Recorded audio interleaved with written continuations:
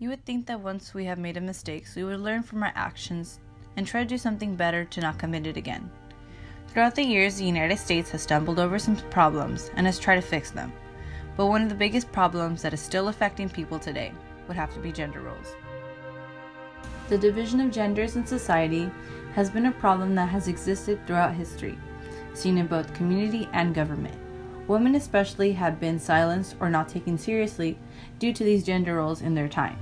These expectations are primarily based on cultural values or beliefs of a person. In the newly formed colonies during the 1640s, the men were the ones who primarily ran everything. If a woman were married, they were to follow whatever their husband had implicated on them. This was a patriarchal society in which women did not have much of a say. Women were forced to act in a modest demeanor. Any shrewish or sexually aggressive woman would be punished. Colonial women were expected to give total respect to the men and to obey them without question. This society feared disorderly women, so they made sure that marriage was the center order. Women who would in any way, shape, or form be outspoken or not fit the woman rule would be dunked into water.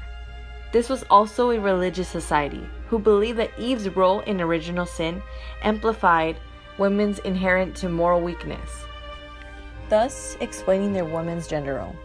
According to the Cherokee tribe in 1875, their form of government was primarily run by women. While men were doing all labor, the women were the ones who were in charge of stabilizing trade routes and making negotiation of land transactions. Here we have Nancy Ward, woman of Dakota, who will be speaking about the role that she played. I spoke in the treaty conference held in Hopewell, South Carolina. I clarified the extension land secession stemming from Cherokee support of the British in the American Revolution. I addressed the assembly as the mother of warriors and promoted a peaceful resolution to the land disputes between the Cherokee and the United States. You can even say that I was a pretty badass woman. The ideals and expectations of men and women have played a big difference in society. Even now in Los Angeles and other places around the world, gender roles is a topic that still seems to exist. In most cases, women have been expected to stay home, cook, clean, and take care of their children. Over the years, things have changed. Women have stood up for their rights. This is something that was unimaginable for women who were suppressed by gender roles.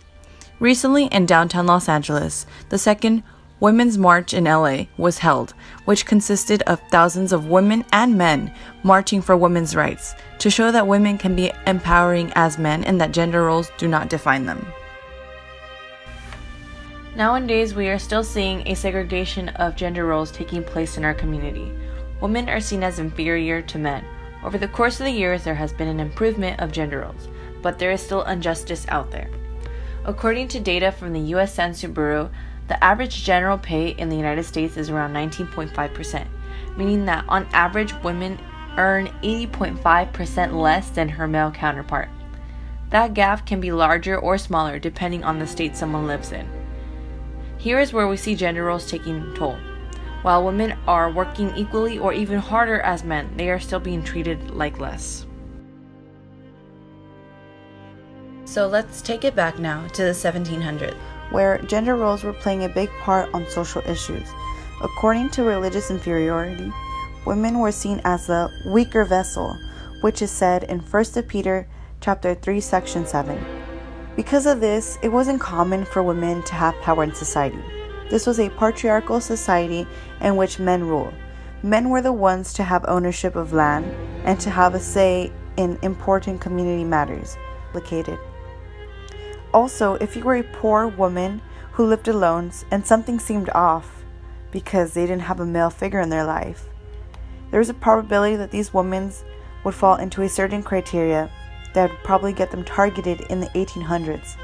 It wasn't as likely, but these women could have been accused of witchcraft, because this was during the time of witch hunts. This wasn't a situation of men versus women, because there was time when both men and women would look down upon each other.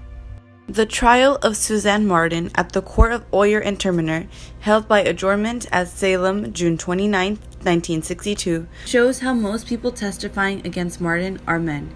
Even William Brown, who testified with an incident that did not occur to him but to his wife, thus showing that men are the head of the household or the ones with the power, and therefore should be the ones being heard in such a place like a court. The men who testified against her accused her of tormenting them with her spirit. By 1692, Suzanne was a widow and inherited her father's land, which explains why she was accused of witchcraft. She was expected to be the weaker vessel. By the fact that she had no man in her life and was about to inherit land, made her a target in this society.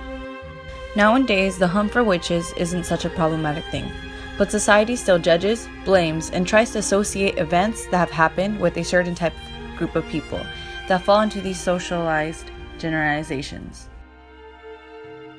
For example, a form of these generalizations is discrimination, an ongoing problem.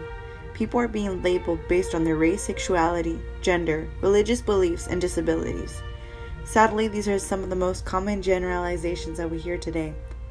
People are being associated with terms due to their race or gender role, and not being seen for who they really are, a human being. From early colonial times till now, we have seen a big improvement on the depiction of gender roles.